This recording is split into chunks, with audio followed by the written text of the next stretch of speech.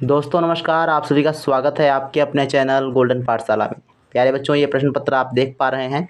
ये प्रश्न पत्र बच्चों राष्ट्रीय आय एवं योग्यता आधारित छात्रवृत्ति परीक्षा 2023 का है, जो परीक्षा आपकी 13 नवंबर 2022 को हुई थी। और इस प्रश्न पत्र से आज हम गणित के प्रश्नों को सॉल्व करेंगे। तो आप सभी लोगों को इस प्रश्न पत्र के माध्यम से, इस वीडियो के माध्यम से आपको जानकारी हो जाएगी किस प्रकार से आपके गणित के प्रश्न पूछे जाते हैं, क्या उनका लेवल रहता है और किस प्रकार से आपको तैयारी करनी है। तो आइए देखते हैं। सबसे पहले आपको पता ही होगा कि प्रश्न पत्र जो होता है वो दो भागों में बटा होता है, मैथ और सेट। सेट पेपर के अंतर्गत मैथ का पोर्शन आता है। तो आइए देखते हैं। तो ये प्रश्न पत्र में आपका जो 161 नंबर प्रश्न होता है, यहाँ से आपके प्रश्न गणित के शुरू होते हैं। 161 से लेकर 180 तक के प्रश्न आपके गणित के होते हैं, अर्थात 20 प्रश्न आपके पूछे जाते हैं। प्यारे बच्चों, मैं आपको बता दूं कि इस प्रश्न पत्र के हमने 9 प्रश्न सॉल्व करवा दिए हैं, जिस वीडियो का लिंक आपको डिस्क्रिप्शन में मिल जाएगा। और अगर आप वीडियो को लास्ट तक देखते हैं तो लास्ट में आपको स्क्रीन पर वीडियो दिख जाएगा, वहाँ से क्लिक करके आप वीडियो को देख सकते हैं। आज इस वीडियो में हम सॉल्व करेंगे प्रश्न संख्या 170 से। तो आइए देखते हैं। सबसे पहले 170 नंबर प्रश्न है कौन सा। तो ये प्रश्न आपका देखो 170 नंबर प्रश्न है। इधर आपका लिखा हुआ है, यदि x की पावर 3 माइनस 1/x की पावर 3 बराबर 63/8, तो x माइनस 1/x का मान ज्ञात कीजिए। तो इस प्रश्न को हमने कॉपी पर लिखा हुआ है और आइए दिखाते हैं किस प्रकार से इसको सॉल्व करेंगे। तो 170 नंबर प्रश्न को किस प्रकार से हल करेंगे देखते हैं। सबसे पहले आपको x की पावर 3 माइनस 1/x की पावर 3 में कोई परिवर्तन नहीं करना है। नीचे पहला स्टेप है, इसको देखिए ज़रा। हम इसको शॉर्ट ट्रिक के माध्यम से हल कर रहे हैं। इसका आंसर बहुत ही आसानी से आपको मिल जाएगा। देखो, सबसे पहले आपको 63 जो यहाँ पर लिखा है इसको बना देना है 64 माइनस 1। लिखा तो वही है, 64 माइनस 1 बराबर 63। तो 63 को 64 माइनस 1 बना देंगे और नीचे बट्टे में 8। इसके बाद अगले स्टेप में आप देखिए तो ये आपका हो जाएगा 8 माइनस 1/8, यानी 64 माइनस 1/8 को 8 माइनस 1/8 लिख देंगे। जब आप इसको सॉल्व करेंगे तो ये 8 टाइम 64 और माइनस 1 ही लिखा है, बस इसका लिखने का तरीका थोड़ा सा चेंज कर देंगे। इसके बाद स्टेप नंबर 3 में आप देखिए तो 8 को जो यहाँ पर 8 लिखा है इसको 2 की पावर 3 लिख देंगे। और इसी प्रकार से इसमें भी आपको 1 बटा जो 8 लिखा था इसको 1/2 की पावर 3 लिख देंगे, यानी 8 को 2 की पावर 3 आप लिख सकते हो। अब इसके बाद देखो, अगर घातों की और आधार की तुलना करें तो यहाँ पर आपको देखो x की पावर 3, 2 की पावर 3, 1/x की पावर 3, 1/2 की पावर 3। तो ऐसे आप जब तुलना करेंगे तो x बराबर आपको 2 मिल जाएगा, यानी आधार बराबर है तो घात भी बराबर होनी चाहिए। तो इसमें आपका क्या हो जाएगा, x बराबर 2 हो जाएगा और हमको मान ज्ञात करना था x माइनस 1/x का। तो इस प्रकार से आप इसमें मान डाल दीजिए और आप हल करेंगे तो आंसर आपको 3/2 मिल जाएगा। कैसे भाई, 2 माइनस 1/2 हुआ। जब आप इसका बटा 1 कर लेंगे और उसके बाद गुणा करेंगे तिरछी गुणा वाला, तो 2 दूनी 4 माइनस 1/2, तो 4 से 1 घटेगा, 3/2 आपका आंसर हो जाएगा, जो ऑप्शन नंबर 2 में है और यही आपका सही जवाब होगा। तो इस प्रकार से आप इसको सॉल्व कर लेंगे। अगर वीडियो आपका समझ में आ रहा है तो वीडियो को लाइक ज़रूर कर दें। और आइए देखते हैं नेक्स्ट प्रश्न आपका। देखो 171 नंबर प्रश्न है। ये प्रश्न आपको स्क्रीन पर दिख जाएगा और इसके बाद इसको सॉल्व करते हैं। प्रश्न था बच्चों, एक आयत का क्षेत्रफल x की पावर 4 प्लस एक्स स्क्वायर बटे 4 माइनस एक्स की पावर 3 प्लस ब्रैकेट में एक्स स्क्वायर माइनस 1 और दूसरे ब्रैकेट में 1 माइनस एक्स स्क्वायर, इतना इसका क्षेत्रफल है। और उसकी लंबाई दी गई है, इतनी लंबाई दी गई है 2x स्क्वायर माइनस एक्स बटे 2 माइनस 1। तो उसकी चौड़ाई क्या होगी। तो अब इसको सबसे पहले हम सॉल्व कैसे करेंगे देखेंगे। आयत का जो क्षेत्रफल होता है बच्चों, लंबाई गुणे चौड़ाई होता है। तो इससे आप जब चौड़ाई निकालेंगे तो आपका चौड़ाई बराबर निकलेगा आयत का क्षेत्रफल बटे लंबाई। तो कहने का तात्पर्य है, जो आपका क्षेत्रफल दिया गया है, क्षेत्रफल को लंबाई से भाग करेंगे। तो सबसे पहले जो आपका क्षेत्रफल दिया गया है ये काफ़ी लंबी समीकरण है, इसको आप पहले सरलतम रूप में लिख लीजिए। तो सरलतम रूप में लिखने के लिए हमने क्या किया है, आइए देखते हैं। इसमें देखो स्टेप नंबर 1 इसको देखिए, ऐसे हमने लिख दिया। यहाँ पर जो आपका गुणा के रूप में लिखा गया है, गुणनखंड के रूप में, इसको जो गुणनखंड के रूप में दिया गया है इसको आप गुणा कर लीजिए। तो गुणा कैसे करेंगे, देखो ये आपका ऐसे ज्यों का त्यों लिखा है, ये आपका ज्यों का त्यों लिखा है, ये भी आपका ज्यों का त्यों लिखा है। इसमें हमने x की पावर 2 से 1 में गुणा किया तो x की पावर 2 रहा, और x की पावर 2 से 2 में गुणा करेंगे तो आपका x की पावर 4 बन जाएगा माइनस का, और 1 का गुणा 1 से करेंगे तो माइनस का 1, और 1 से जब एक्स स्क्वायर में गुणा करेंगे तो प्लस का एक्स स्क्वायर हो जाएगा। तो इस प्रकार से ये आप गुणा करके लाएंगे। इसके बाद x की पावर 4 विपरीत चिन्ह वाला है तो ये कट जाएगा। अब जो बचा उसको हम घटती हुई घात के अवरोही क्रम में लिख लेंगे। तो x की पावर 3 आपका हो गया। अब यहाँ पर देखेंगे x की पावर 2/4, ये प्लस का हमने लिख लिया। इसके बाद 2x² ये कहाँ से आया, तो यहाँ पर देखो ये x² और ये वाला x² ये जुड़ गया, क्योंकि ये दोनों प्लस के हैं तो जुड़ गए, तो ये हो जाएगा 2x²। अब इसको यहाँ पर जोड़ देंगे, ठीक, x²/4 प्लस 2x²/1। इसको जब आप जोड़ेंगे तो आपका बनेगा 9x²/4। ठीक, कहने तात्पर्य ये है, आप जब सरलतम रूप इसका लिखेंगे तो इसका सरलतम रूप आएगा x की पावर 3 प्लस 9x²/4 - 1, ऐसे आ गया। इसके बाद अब क्या करेंगे, लिखेंगे ये यहाँ पर, इसको आप लिख देंगे, क्षेत्रफल ऊपर लिख देंगे, लंबाई नीचे लिख देंगे। और इसके बाद आपने कक्षा 8 में अगर ढंग से पढ़ा है और आप पढ़ रहे हैं तो आपको भाग करना सिखाया गया होगा, उस प्रकार से आप इसको भाग कर लेंगे। जैसे इस भाग करेंगे आपको आंसर मिल जाएगा। देखो यहाँ पर हमने क्या कर दिया, 2x² माइनस 1/x माइनस 1 से इसको भाग किया। कैसे भाग करेंगे, पहाड़ा कैसे लगाएंगे कि ये माइनस का x/2 पहाड़ा कैसे लग गया। तो यहाँ पर देखो, यहाँ पर हमको -x³ लाना है, इसको टारगेट करना है, इसको काटना है। तो इसमें किसका पहाड़ा लगेगा, तो इसके लिए हमने यहाँ पर देखो लिख दिया है -x³ को 2x² से भाग करिए, तो आपका जो x² कट जाएगा नीचे, और ऊपर 2 घात कट जाएगी, 1 घात बचेगी, तो बचेगा -x/2। यानी हमारा पहाड़ा किससे लगेगा, -x/2 से पहाड़ा लगेगा। लगा देंगे, इससे आपको इसमें पूरे संख्या में गुणा कर देना है। गुणा करेंगे तो आपका ये वाला पूरा पोर्शन आ जाएगा। फिर निशान आपको चेंज करके ये काट देना है। और यहाँ पर देखो हमने यहाँ पर थोड़ा सा हल करके भी बताया हुआ है, आप इसको समझ सकते हैं वीडियो को रोक करके भी। 9x²/4 और x²/4, इसको क्या करना है, घटाना है। तो घटाएंगे तो आपका इतना आएगा, आप देख पाएंगे यहाँ पे आपका बचेगा 2x²। ठीक, तो ये 2x² यहाँ पर बचा। अब इसके बाद माइनस का x/2 यहाँ पर उतार लेंगे और माइनस का 1 यहाँ पर उतार लेंगे। अब देखो जो हमारा भाजक है और वही हमारा जो है शेषफल में आ रहा है, तो एक बार पहाड़ा लगा देंगे, आंसर आपका ये पूरे तीनों कट जाएंगे, और जो आपका आंसर बचेगा वो आपका बचेगा माइनस का x और बटे में 2 और प्लस का 1। अब आप 1 को आगे भी ले सकते हो, तो आपका आंसर मिल जाएगा सेकंड नंबर ऑप्शन में। ठीक, तो इस प्रकार से आपका सेकंड नंबर ऑप्शन बिल्कुल सही जवाब हो जाएगा। आशा है कि ये सवाल आपके समझ में आया होगा। अगर समझ में नहीं आता है तो एक बार फिर से रिवाइज करके दोबारा जो है रिप्ले करके देख सकते हैं। इसके बाद हम बात करते हैं 172वां प्रश्न। ये भी प्रश्न आपका काफ़ी इंपॉर्टेंट प्रश्न है, और ये प्रश्न आपका एक बार नहीं कई बार जो है परीक्षा में पूछा गया है। तो 172वां प्रश्न आप स्क्रीन पर पढ़ लीजिए। लिखा है, किसी धन का 10% वार्षिक ब्याज की दर से 2 वर्ष के चक्रवृद्धि ब्याज और साधारण ब्याज का अंतर 10 रुपये है, तो वह धन ज्ञात कीजिए। इसके लिए आपको डायरेक्ट फार्मूला लगाना है। डायरेक्ट फार्मूला क्या है, डी। अब ये डी क्या है, ये है चक्रवृद्धि ब्याज और साधारण ब्याज का अंतर। तो डी बराबर P गुणे R² बटे मतलब R/100 का स्क्वायर।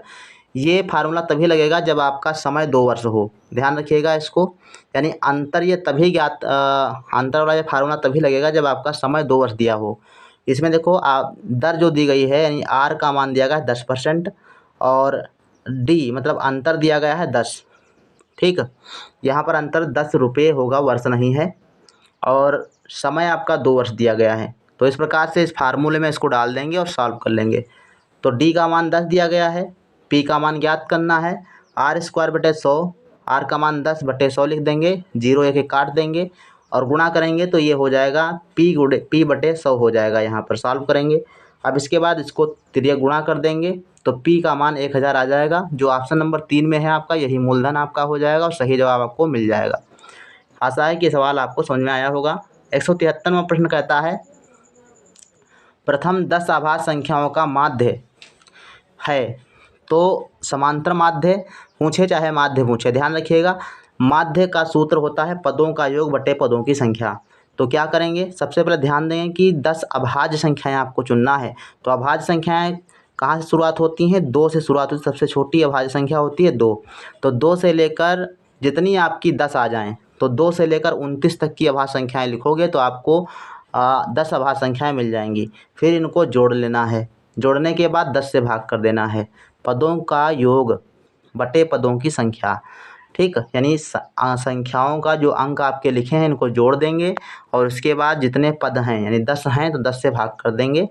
तो जोड़ने पर हमारा आया 129 और 10 से भाग कर दिए तो आपका 12.9 इसका आंसर हो जाएगा। चौथे ऑप्शन में आपको मिल जाएगा, राइट आंसर आपका चौथा ऑप्शन है।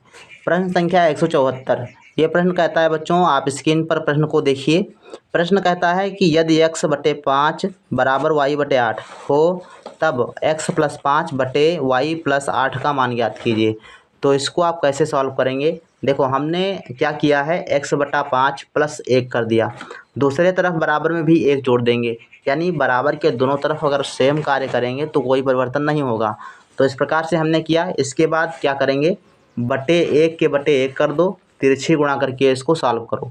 तो ये हो जाएगा x और 5 का गुणा 1 से 5 बटे में 5 एकम 5, ठीक। तो ये हो जाएगा x प्लस 5 बटे 5।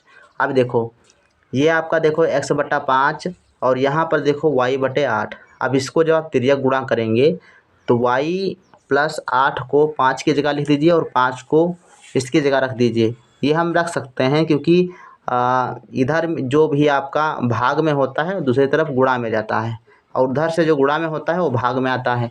तो ऐसे आप इस प्रकार से इसको ले सकते हो, x प्लस 5 बटे वाई प्लस 8 बराबर 5 बटे 8। तो इस प्रकार से आपका इसका आंसर हो जाएगा और सेकंड नंबर ऑप्शन आपका बिल्कुल सही जवाब हो जाएगा। इस प्रकार से 175 नंबर प्रश्न देखते हैं। ये आपका कार्तीय तल निर्देशांक ज्यामिति से प्रश्न था और इसी प्रकार से आपके प्रश्न पूछे जाते हैं। एक प्रश्न आपको जरूर देखने को मिलेगा। इसमें देखो बिंदु P और बिंदु Q इसके निर्देशांक दिए गए हैं और कह रहा है कि बीच की दूरी ज्ञात कीजिए। तो इसको कैसे आप सॉल्व करेंगे, दो बिंदुओं के बीच की दूरी का सूत्र आप यहाँ पर देख पा रहे हैं। ये सूत्र होता है, डायरेक्टली आपको याद होगा तो आप आसानी से इसको कर पाएंगे। सबसे पहले हम देखते हैं P बिंदु के निर्देशांक जो दिए गए हैं -3, 0 हैं। तो इसको हम x1 मान लेते हैं 3 को और 0 को y1 मान लेते हैं। इसी प्रकार से x2 आप 0 मान लीजिए और y2 आप 4 मान लीजिए। इसके बाद आइए और सूत्र में पुटअप कर दीजिए, रख दीजिए। तो आइए देखते हैं, x2 के जगह पर हमने 0 रखा, x2 के जगह पर 0 रख दिया, ठीक। और x1 की जगह पर हमने -3 रख दिया, इसका होल ऑफ स्क्वायर हो गया, प्लस का निशान 4 देखो क्या है y2, तो y2 हो गया 4 -0 y1। तो ऐसे आप इसको रख देंगे। इसके बाद क्या करेंगे, देखो 0 से -3 घटेगा तो -3 बचेगा, लेकिन -3 जब आप स्क्वायर करेंगे तो ये प्लस का 9 हो जाएगा। तो ये हो जाएगा 9 और 4 स्क्वायर करेंगे 4 चौको 16 हो जाएगा। तो 9 + 16 बराबर 25 हो जाएगा और 25 का वर्गमूल कितना होता है 5। तो 5 इकाई आपकी दूरी निकल के आएगी। चौथा ऑप्शन में बिल्कुल सही जवाब आपको मिल जाएगा। तो इस प्रकार से आप सॉल्व कर लेंगे। इसके बाद प्रश्न संख्या 76 का क्या कहता है, यह भी प्रश्न आप स्क्रीन पर देखिए। प्रश्न लिखा है कि दो लंबवृत्तीय बेलनों की आधार त्रिज्याएं 3:5 के अनुपात में हैं तथा इनके ऊंचाइयों में अनुपात 2:3 है, तब इनके वक्र पृष्ठों के क्षेत्रफलों का अनुपात क्या होगा। तो प्रश्न को आसानी से आप इसको कर लेंगे। बहुत ही आसान प्रश्न इस प्रकार के होते हैं। तो बेलनों के त्रिज्याएं दी गई हैं, यानी दो बेलन हैं, उनकी दोनों की त्रिज्याओं का अनुपात दिया गया है। तो R1 अनुपात R2 बराबर हमने लिख दिया 3:5, ठीक। अब आप इसको डायरेक्ट मान लीजिए कि R1 कितनी है 3, R2 कितनी है 5, ठीक। और H1 कितना है 2, H2 कितना है 3, ऐसे डायरेक्ट आप मान लीजिए। इसके बाद प्रश्न कहता है कि उनके वक्रपृष्ठों का अनुपात बताइए। वक्रपृष्ठ में क्या अनुपात होगा, तो पहले वाले बेलन का वक्रपृष्ठ और बटे दूसरे वाले का वक्रपृष्ठ। तो हमने लिख दिया 2πr1 × H1 और नीचे लिख दिया 2πr2H2। अब इसके मान आप रख दीजिए। तो R1 का मान हमने डायरेक्टली 3 मान लिया है, 3 रख दिया, ठीक। 2π और 2π तो कट गया यहीं पर। तो हमने R1 का मान 3 रख दिया, R2 का मान 5 रख दिया। R2 कहाँ पर है, R2 आपका 5 है, ठीक, तो 5 रख दिया।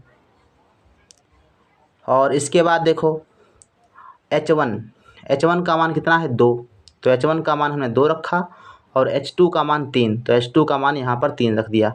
अब देखो 3 और 3 ये आपके कट जाएंगे, ऊपर नीचे हैं, बचेगा क्या 2/5। तो 2/5 का मतलब क्या हुआ, अनुपात अगर निकालेंगे तो इसका जो है 2:3। वक्रपृष्ठ में अनुपात कितना होगा 2:3, और ये आपका फर्स्ट ऑप्शन में सही जवाब आपको मिल जाएगा। इस प्रकार से आप सॉल्व कर लेंगे। इसके बाद है प्रश्न संख्या 77। इसमें आप देखिए प्रश्न आपका काफ़ी इम्पोर्टेंट है और प्रायिकता से एक सवाल यहाँ पर जरूर बनता है। प्रश्न कह रहा है, आप लोग पढ़ेंगे, स्क्रीन पर आप देख पाएंगे, प्रश्न आपका मिल जाएगा। 2 पासों को एक साथ यादृच्छया उछालने पर अंकों का योग 7 या अधिक आने की प्रायिकता। कह रहा है कि 2 पासों को एक साथ उछालते हैं और ऊपर आने की अंकों का योग 7 या 7 से अधिक, यानी 7 आ जाए या फिर 7 से अधिक अंकों का योग हो। तो जब हम 2 पासों को उछालते हैं तो ये निम्नलिखित स्थितियां जो है यहाँ पर देखने को मिलती हैं। भाई हो सकता है कि दोनों पासों में 1-1 आ जाए, ठीक, हो सकता है कि एक पहले में 1 आ जाए दूसरे में 2 आ जाए, फिर ये भी हो सकता है कि पहले में 1 आ जाए दूसरे में 3 आ जाए। तो ऐसे आपको स्थितियाँ बना लेनी हैं। तो 2 पासे जब आप उछालेंगे तो निम्नलिखित मतलब कुल मिला के 36 स्थितियाँ बनेंगी। हो सकता है कि दूसरे में बच्चों 4 आ जाए और पहले में 1 आ जाए। हो सकता है कि पहले वाले पासे में 3 आ जाए और दूसरे वाले में 1 आ जाए। तो ऐसे कुल मिला के आपकी 36 जो है स्थितियाँ बनेंगी।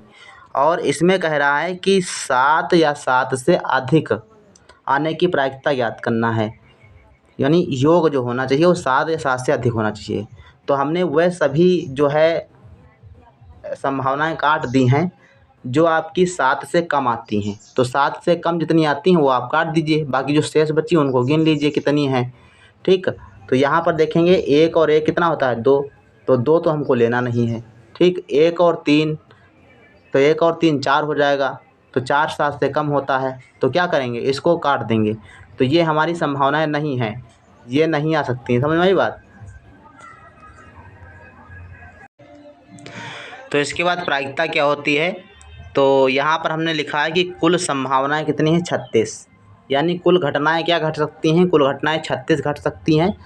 और अनुकूल जो घटनाएं आपकी होंगी तो वो 21 होंगी, यानी जैसे मान लो कि 6-6 आ जाए, ठीक, 6-6 12 होता है। इसी प्रकार से जो आपकी 7 या 7 से अधिक घटनाएं जो होती, योग 7 या 7 से अधिक होने की घटना जो है 21 होंगी।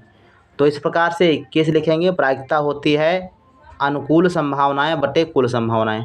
तो अनुकूल संभावनाएं बनती हैं 21 और कुल संभावनाएं हैं 36। तो आप 21/36 लिखेंगे और इसको काट देंगे तो आपका आंसर आ जाएगा 3 से काट देंगे तो आपका हो जाएगा 7/12 आंसर आपको आ जाएगा, ठीक। तो इस प्रकार से इसका आंसर आप हल कर लेंगे। 178वां प्रश्न, ये भी काफ़ी इंपॉर्टेंट प्रश्न है और कई बार ये प्रश्न आया हुआ है। इसको देखो सॉल्व करें। ये प्रश्न आपको देख पा रहे हैं, ये वृत्त बना हुआ है, इससे 2 स्पर्श रेखाएं गई हुई हैं और स्पर्श रेखाएं आपस में काट रही हैं जो बिंदु टी पर मिलती हैं, ठीक। दिया गया है कोण O बराबर 120 अंश और ज्ञात करना है कोण टी बराबर। कैसे इसको सॉल्व करेंगे, देखो ये जो 2 स्पर्श रेखाएं गई हैं ये आपका ध्यान रखिएगा, जो आपका O से लेकर PQ रेखा है, OP रेखा है और इधर OP और OQ रेखा है, इस पर स्पर्श रेखाएं बनती हैं तो इनके बीच में जो कोण होगा वो 90 अंश होगा। तो ये वाला कोण और ये वाला कोण क्या होगा 90 अंश होगा। यानी कहें तात्पर्य है OPT ये कोण 90 अंश और OQT ये कोण 90 अंश और 120 ये वाला कोण दिया गया है। और कुल मिला के ये आकृति बन रही है एक चतुर्भुज। तो चतुर्भुज के चारों कोणों का योगफल कितना होता है 360 अंश। तो हमने लिख दिया कोण P प्लस कोण O प्लस कोण Q प्लस कोण PTQ जो ज्ञात करना है, ठीक है। इन सबको मिला के 360 अंश होगा। इसका मान 90, इसका मान 120, इसका मान 90 है। इन सबको जोड़ेंगे तो आएगा 300 अंश। 300 अंश इधर है तो आपका प्लस का है और बराबर के दूसरी तरफ आएगा तो माइनस का हो जाएगा। तो जब माइनस का होगा तो 360 से 300 घट जाएंगे तो बचेगा 60 अंश। जो आपका तीसरा ऑप्शन है वो बिल्कुल सही ऑप्शन हो जाएगा। इसके बाद है प्रश्न संख्या 179। ये प्रश्न बच्चों कह रहा है, आप लोग स्क्रीन पर इसको देखिए। प्रश्न कहता है कि एक संख्या को 13 से विभक्त करने पर एक शेष बचता है और यदि इसके भागफल को 5 से भाग दें तो 3 शेष बचता है।